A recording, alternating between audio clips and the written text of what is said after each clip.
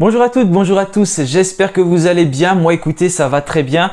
Aujourd'hui, nouvelle vidéo, elle n'était pas forcément prévue, mais c'est un joueur qui a beaucoup fait réagir sur les réseaux sociaux depuis le match contre Laval. C'est tout simplement Ibrahim Awadji. Je vois qu'il y a beaucoup de critiques envers Ibrahim Awadji et ça m'a fait un peu réagir parce que j'avais tout simplement aussi envie de donner mon point de vue, beaucoup de critiques négatives, surtout bien sûr envers Ibrahim Awadji. Je rappelle pour rapidement mettre dans le contexte qu'il a eu pas mal de ratés contre Laval, notamment ce raté où il tire sur le poteau. Il avait pourtant éliminé Sauvage, le gardien de Laval. Il y a eu ce but hors jeu, une autre fois il était hors jeu, il a tiré sur la barre. Bref, pas mal de ratés sur son match. Et du coup, moi, j'ai envie de me faire un peu avocat d'Ibrahim Awadji, essayer de le défendre. Vous avez le droit d'être pas d'accord avec moi, bien sûr. J'attends vos réponses dans les commentaires, vos avis. Ça peut peut-être me faire changer aussi un peu d'avis sur Ibrahim Awadji. N'hésitez vraiment pas à argumenter. Je vais essayer d'argumenter au maximum de mon côté. Je sais pas combien de temps durera la vidéo du tout. Vous le verrez, de toute façon, c'est marqué quand elle est lancée. Et voilà, n'hésitez pas vraiment à mettre des avis. Peut-être que je vais un petit peu vous faire changer d'avis. Peut-être que vous allez me faire un peu changer d'avis. Voilà, l'objectif, c'est vraiment que je donne mon point de vue sur la situation de Awadji. Donc, je vais essayer de le défendre en 5 points.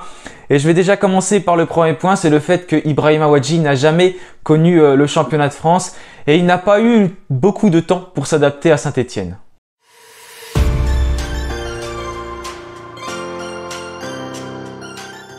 Alors pour mettre rapidement dans le contexte, Ibrahim Awadji y est arrivé le 30 août 2022 du côté de Saint-Étienne. Autant dire que c'était quasiment la fin du mercato. On arrivait vraiment dans les tout derniers jours. Et Awadji, il a signé donc en provenance de Karabag dans le championnat d'Azerbaïdjan. Et forcément, quand on arrive en fin de mercato comme ça, on n'a pas la préparation estivale. C'est pas le fait de ne pas avoir la préparation estivale pour se préparer athlétiquement parce qu'il était largement assez. Il jouait beaucoup à Karabag. Il avait fait les tours préliminaires de Ligue des Champions. Mais c'est le fait qu'il n'a pas pu s'intégrer avec l'effectif tout de suite. Son début de saison a plutôt été compliqué d'ailleurs.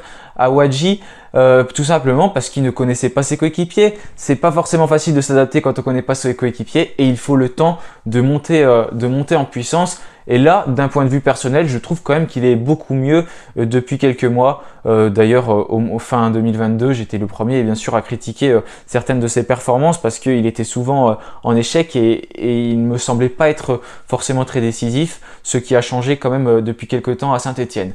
Il y a un deuxième point, c'est le fait que je disais, il n'a pas connu le championnat de France. Il n'a même pas connu un championnat du premier plan. J'aime pas du tout dire ça, championnat du premier plan et seconde zone. Mais cependant, quand même, quand on regarde dans les championnats où il a joué en Norvège. Il a aussi joué du côté de la Turquie. Et il était en Azerbaïdjan récemment, là, du côté de Karabag. Donc, on voit que c'est des championnats qui sont totalement différents, où ce n'est pas forcément la même façon de jouer. Je connais pas du tout ces championnats, je ne les regarde pas, mais c'est pas les mêmes championnats. On sait qu'il n'y a pas les mêmes types de joueurs qu'en France. Et l'adaptation, elle n'est pas facile. Et pour autant, je trouve quand même qu'il s'est plutôt bien adapté, sans compter le fait qu'il est arrivé tard. Du coup, là, on parle juste d'un championnat à l'autre. Ce joueur a quand même réussi à s'adapter. Ses statistiques en ce moment, elles ne sont pas mauvaises du tout. Il est à 10 buts, une passe décisive. D'ailleurs, si on regarde, il a même 2 pénaltys provoqués pour lui. C'est pour ça que là, dans ce graphique, vous pouvez voir qu'il est à 3 passes décisives du côté de Saint-Étienne parce que je crois qu'ils ont compté les pénaltys qu'il a provoqués. Il en a provoqué un même pour son premier match contre Pau. Si on regarde ses statistiques, donc dans ces championnats de Norvège, d'Azerbaïdjan, de Turquie et du coup de France, on voit qu'il n'est pas ridicule en France. On pouvait s'attendre à ça de ce joueur parce que regardez, vous pouvez lire très bien là, quand vous voyez, il est à 26 buts en 57 matchs, 20 buts en 36 matchs. Et là, en Ligue 2, il est à 10 buts en 27 matchs. Donc c'est des statistiques qui sont à peu près normales.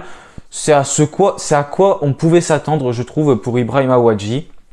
On ne s'attendait pas qu'il allait marquer 30 buts dans la saison et pour autant c'est quand même un joueur qui arrive à faire ses preuves et qui s'intègre petit à petit dans ce championnat de France. Donc voilà, ça c'est le premier argument que j'avais envie de donner en faveur d'Ibrahim Awadji. Le fait que son adaptation, je trouve, a plutôt été rapide alors qu'elle n'est quand même pas facile et c'est un joueur qui commence à monter en puissance. Maintenant, on va parler du deuxième point de la vidéo. On va tout simplement parler de ce qui est le point fort d'Ibrahim Awadji. C'est un joueur qui ne lâche rien et qui met beaucoup d'envie.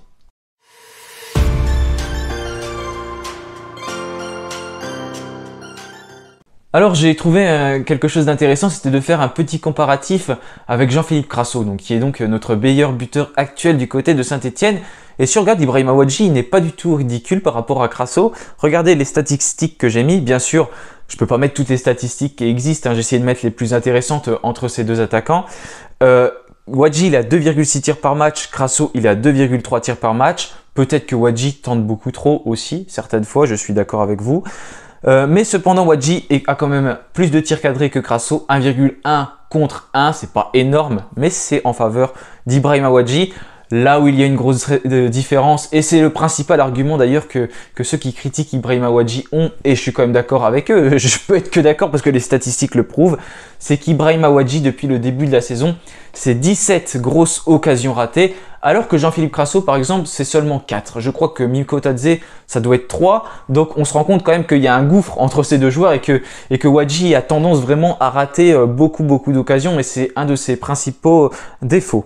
C'est donc 14% de réussite au but, 22% pour Jean-Philippe Crasso. Et au niveau des pertes de balles, là où Wadji n'est pas forcément très mauvais, c'est qu'il perd 6,8 ballons par match en moyenne, alors que Crasso, regardez, il en perd beaucoup plus. Il est à 17,8 ballons perdus par match. Donc on voit que la différence entre les deux joueurs est assez énorme. Il y a des statistiques en faveur d'Ibrahima Wadji, des statistiques en faveur de Jean-Philippe Crasso.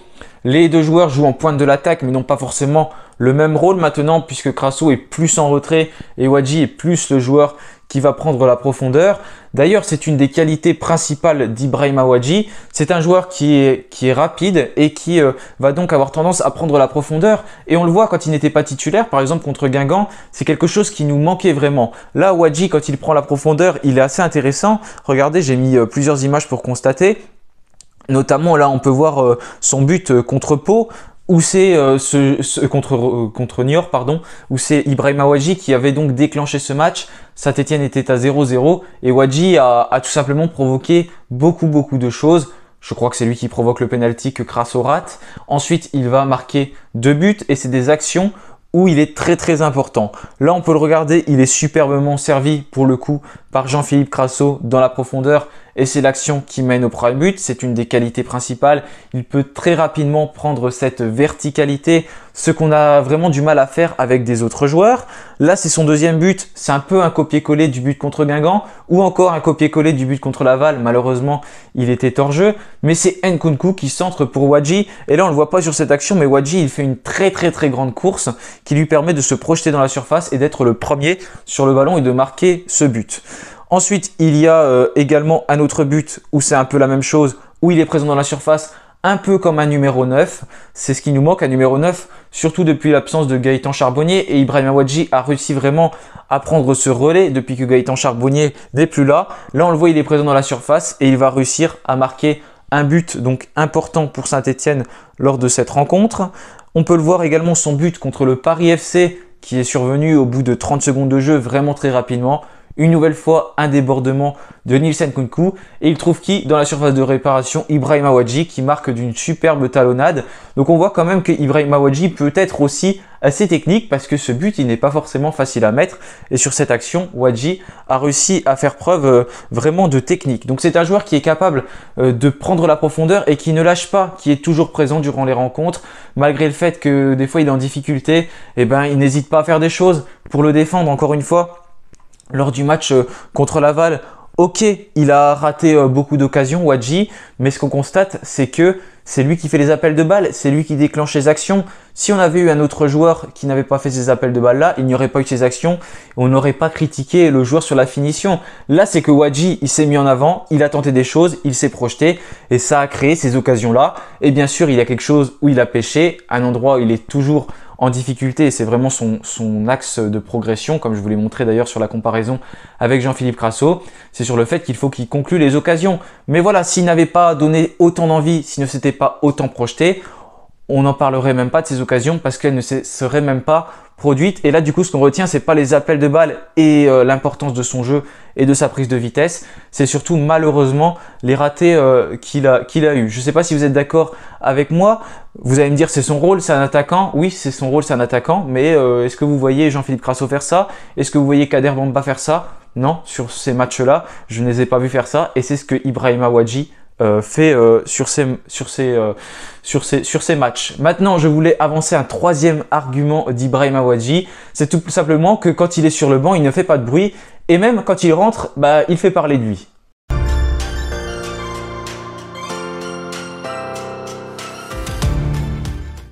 Et oui, quand Ibrahima Wadji est sur le banc, c'est un joueur qui est ensuite intéressant. Et là, il fait parler de lui, mais très souvent en positif. Je vous parlais du match contre Niort, il est rentré en jeu, il a marqué 2 buts. Le match contre Guingamp récemment, il est rentré en jeu, c'est lui qui marque aussi un but. Il a failli même en marquer un deuxième derrière. C'est un joueur qui est capable de provoquer des pénaltys. C'est donc un joueur qui est plutôt intéressant pour Saint-Etienne. Donc on le voit quand même que sur ses entrées en jeu, voilà, Wadji, il est important, ça vient toujours à sa vitesse, à son envie de faire. Il met en difficulté les défenses adverses parce qu'elles sont plus épuisées et quand il rentre, il fait la différence. Et c'est un joueur qui est très costaud athlétiquement et qui donc n'a pas forcément de mal à faire ces différences. Mais néanmoins, il faut réussir à exploiter ces qualités-là. Et il arrive à le faire. Donc ça, c'est encore une fois un argument en faveur d'Ibrahima Wadji qui est très intéressant dans ce registre-là, dans ses rentrées. Et d'ailleurs, si on parle de son année 2023, c'est un joueur qui est pour l'instant à 7 buts et une passe décisive en 13 matchs. Bon, j'ai pas pris tout 2023, j'ai pris là où il a marqué son premier but en 2023. Donc il est à 7 buts et une passe décisive sur 13 matchs disputés. Donc c'est plutôt des statistiques qui sont intéressantes. Je vous le rappelle, c'est un joueur qui vient donc d'un autre championnat et qui commence vraiment à s'intégrer. Certes, une nouvelle. Voilà, ça revient un peu à ce que je disais tout à l'heure. Ibrahima Wadji, c'est un joueur qui est rapide, un des seuls joueurs d'ailleurs de notre effectif qui est capable de faire des différences grâce à sa vitesse. Si on regarde bien, on n'a pas forcément de joueurs rapides. On a Nkunku qui est quand même rapide aussi sur son couloir de piston gauche. Mais sinon, que ce soit Kader Bamba ou Jean-Philippe Crasso, c'est pas des joueurs qui sont ultra rapides. Hein. Et puis en plus d'être rapide, Wadji, c'est aussi un joueur qui démarre très rapidement et qui peut laisser son adversaire sur place. Je vous avais montré son but contre Niort, mais il a fait beaucoup d'appels de balles comme ça. On se souvient également contre Annecy où il avait été déclaré beaucoup de fois hors jeu et ça jouait de très peu. Il avait quand même laissé son adversaire sur place sur ces actions-là. D'ailleurs, c'est aussi un des défauts de Wadji quand même, c'est le fait d'être hors jeu, mais c'est aussi parce qu'il a envie de bien faire et il est rapide. Mais au moins, j'aime mieux avoir un joueur qui est hors jeu qu'un joueur qui ne l'est pas, mais qui ne bouge pas sur le terrain et qui ne court pas, ce qui n'est bien sûr pas le cas de Ibrahima Wadji, qui donc élimine souvent ses adversaires par sa vitesse, par sa différence athlétique, mais également par sa technique, qui n'est pas forcément si mauvaise que ça. On se souvient de son but contre Nîmes, un but où il a remonté tout le terrain, d'ailleurs qui met une nouvelle fois ses qualités de vitesse en avant. Il avait été superbement servi. Il me semble d'ailleurs que c'est Crasso qui fait la passe décisive, ça part sur un corner de Nîmes et Wadji qui remonte tout le terrain et pour le coup là il élimine le gardien de Nîmes et il réussit à marquer derrière. Vous voyez, il ne rate pas toutes ses occasions quand il élimine le gardien et là ça n'avait pas été le cas pour Wadji qui avait donc éliminé le portier de Nîmes pour marquer. C'était un but qui était très important d'ailleurs pour cette course au maintien. Et d'ailleurs, là où il était décisif, c'est souvent dans les matchs qui nous concernaient pour le maintien. Je vous disais 7 buts lors des 13 derniers matchs. C'est là où Saint-Etienne jouait son maintien. Donc ça a été un des acteurs prépondérants, un des acteurs phares pour que Saint-Etienne obtienne son maintien. Même si on ne l'a pas encore mathématiquement, mais on en est vraiment pas très loin. J'aurais bien aimé qu'on l'officie contre Laval, mais malheureusement, ça n'a pas été le cas. Donc voilà, pour Wadji, qui est un des seuls joueurs de Saint-Etienne à avoir ses capacités de rapidité et également ses capacités athlétiques. Et enfin, dernier argument en faveur de Ibrahima Wadji, c'est tout simplement que c'est un joueur qui joue depuis très longtemps et qui n'a pas eu de véritable coupure cet été. Nouvelle fois, il y a beaucoup de ratés et beaucoup trop de ratés pour Ibrahima Wadji, mais c'est un joueur qui arrive tout simplement aussi à nous emmener des bonnes occasions, à provoquer et puis aussi à attirer les défenseurs autour de lui et qui peut aussi libérer des espaces pour un Nkunku notamment sur son couloir de piston gauche et même à Mathieu Cafaro. C'est un joueur que maintenant les défenses commencent à redouter parce qu'il a franchi cette barre des 10 buts. C'est pas mal et d'ailleurs ça fait très longtemps que 2 joueurs de Saint-Etienne n'avaient pas eu 10 buts en championnat. Notamment en Ligue 1, c'était il y a plus de 10 ans quand il y avait encore Aubameyang. Donc on voit que ça commence à dater. Et malgré le fait qu'Ibrahima Wadji est arrivé assez tard du côté de Saint-Etienne, il a quand même réussi à atteindre cette barre des 10 buts. Et il reste encore des matchs derrière. Et j'espère qu'il va réussir à à accroître une nouvelle fois ses statistiques. Je regarde si j'ai pas oublié de choses là-dedans. Non, j'ai tout dit. Donc voilà, penalty pour son premier match contre Pau. Voilà, même lors de son premier match, vous voyez, il avait été décisif en provoquant un penalty qui avait été transformé, il me semble, par Lenny Pintor. Et voilà. Donc du coup, pour Ibrahima Wadji, encore des arguments à avancer, c'est tout simplement sa rapidité et le fait qu'il est capable de faire de grandes différences.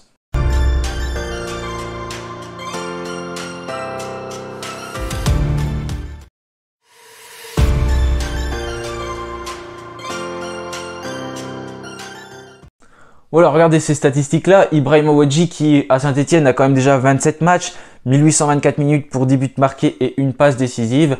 Et en plus, c'est un joueur qui ne s'était pas arrêté parce qu'avant de jouer à Saint-Etienne, il jouait déjà avec Qarabag puisqu'il disputait les tours préliminaires de la Ligue des Champions. Et d'ailleurs, il avait été plutôt important puisqu'en 8 matchs disputés, il avait marqué 4 buts pour son équipe de Qarabag. Donc il est en lice pour la Ligue des Champions depuis début juillet, mais il avait déjà disputé un autre match avec Qarabag le 25 juin. Donc on voit que sa saison, elle n'a vraiment pas été arrêtée. Il s'était arrêté vers fin mai, il avait repris les matchs au 25 juin. Donc il y a sûrement une grosse préparation sans véritable coupure. Et sa dernière vraie coupure, elle remonte déjà à un moment. C'était du 22 décembre 2020 au 16 mai 2021, à ce moment-là, il jouait dans le championnat de Norvège. Il avait eu un gros arrêt pendant 6 mois. Je ne sais pas trop comment fonctionne le championnat de Norvège, mais c'est peut-être parce qu'il y a une coupure durant l'hiver. Je ne sais pas du tout, j'ai pas envie de dire de bêtises. Mais en tout cas, il avait repris dans le même club, donc il n'avait pas changé de club à ce moment-là. Et c'est vraiment là qu'il a eu cet arrêt de 6 mois. Donc si on regarde bien, Ibrahima Wadji, ça fait quand même presque 2 ans maintenant ouais, ça fait 2 ans du coup qu'il joue et qu'il ne s'arrête plus forcément et peut-être qu'à un moment donné aussi il a besoin de souffler un peu et forcément tu perds de lucidité sur le terrain. C'est pas pour lui trouver que des excuses bien sûr, mais cependant c'est un joueur qui doit s'adapter aussi à différents climats parce que le climat entre la Norvège, entre Qarabag, entre Saint-Etienne, c'est pas le même climat, c'est pas les mêmes pays non plus. C'est aussi quelque chose qui doit bien sûr rentrer dans l'argumentaire. Les horaires de décalage, ça se compte pas trop parce que ça se remet assez vite. En quelques jours, c'est bon. Mais c'est surtout voilà aussi ce changement de climat, ce changement de terrain, ce changement d'ambiance. Ça, c'est des environnements qui sont différents entre tous les clubs. Et puis il y a voilà aussi le fait qu'il joue et ça fait un moment qu'il n'a pas vraiment eu de pause. Donc pour en revenir rapidement et conclure, pour moi Ibrahima Wadji, on doit le garder la saison prochaine. Ça va être un joueur important, d'autant plus qu'on ne sait pas si Gaëtan Charbonnier, qui devrait probablement être toujours stéphanois, mais on ne sait pas donc, à quel niveau il sera. On ne se remet pas d'une rupture du ligament croisé aussi facilement. En plus, il est pas vieux, hein, mais il a quand même 35 ans, c'est pas tout jeune non plus.